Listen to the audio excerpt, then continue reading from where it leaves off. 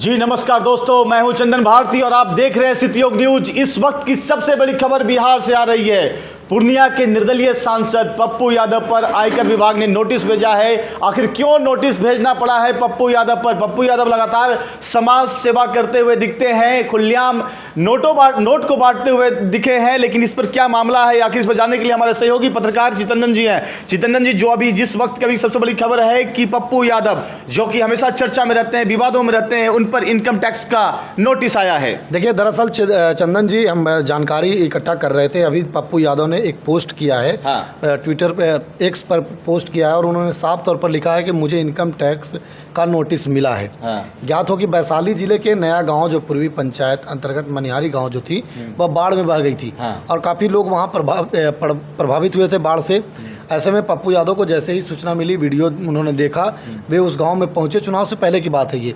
वो पहुंचे और पहुंचने के बाद उन्होंने लोगों को पैसा, जैसा कि पप्पू यादव हमेशा बांटते हैं पैसा, तो उन्होंने पैसा बांटा, जिसकी वीडियो जो थी वह सोशल मीडिया में वायरल हो गई और वायरल होने के बाद इस तरह की कार्रवाई जो है उन पर किया गया है। क्या मानते चुनाव के एंड वक्त पर पप्पू यादव पर आयकर विभाग का नोटिस जो हुआ है, इसको लेकर कुछ कांग्रेसी से हमारी बातचीत अभी हुई है, तो उन्होंने कहा निश्चित तौर पर राजनीति से प्रेरित लगती है, चूंकि चुनाव का एंड वक्त चल रहा है, इसको लेकर एनडीए कहीं ना कहीं प्रेशर कर रही है, ऐसा भी हो सकता है। चंदन जी, देखिए, खुद उन्होंने पोस्ट में लिखा है कि उनका मदद न करता तो क्या गृह राज्य मंत्री, स्थानीय एमपी जैसे स्वघोषित सीएम उम्मीदवारों की तरह मुखदर्शक बना रहता।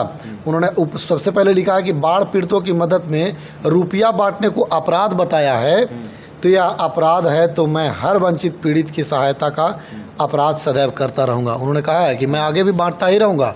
कोरोना काल में भी देखा था आपने कि किस तरह से पप्पू यादव चर्चा में आए थे, लगातार जनता के बीच में जाकर मदद कर रहे थे। कोरोना जो कि एक महामारी थी, उसके बावजूद भी वो लगातार जनता के बीच में थे। तो इसको कैसे देखते हैं, आगे क्या हो सकता है इस पर? देखिए, चुनाव के समय में उन्हें नोटिस भेजा गया है। ऐसे में अभी वो कांग्रेस में हैं, जैसा कि वो कहते हैं, निर्दलीय सांसद हैं, कांग्रेस में हैं, तो इसका सीधा तौर पर कांग्रेस जो है वह भंजाने में काम करेगा, कांग्रेस उसे गिनाने में काम करेगा कि देखिए कांग्रेस को किस तरह से परेशान किया जा रहा है।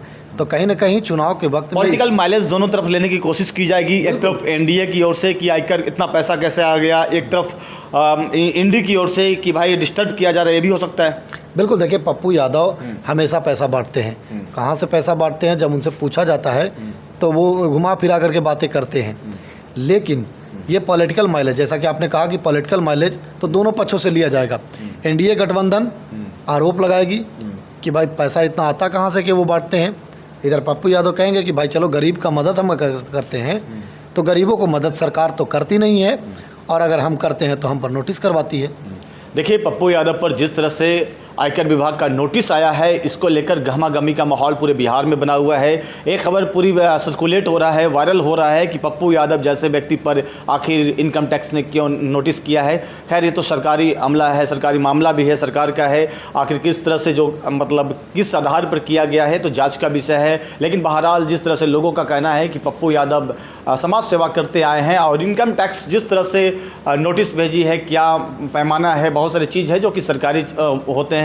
और मैं आपको बता दूं कि इसको लेकर पॉलिटिकल माइलेज लेने की भी कोशिश की जाएगी। जैसा चितरंजन ने कहा कि चुनाव के एंड वक्त पर किसी राजनीति करने वाले पर अगर इस तरह का नोटिस आता है तो निश्चित तौर पर कहा जाएगा कहीं ना कहीं चुनाव में बैकफुट पर भेजने की तैयारी चल रही है सरकार की ओर से। ऐसे सीधे तौर पर सरकार को ही जिम्मेदार ठहराया जाता है, लेकिन ये सरकारी सिस्टम होती है।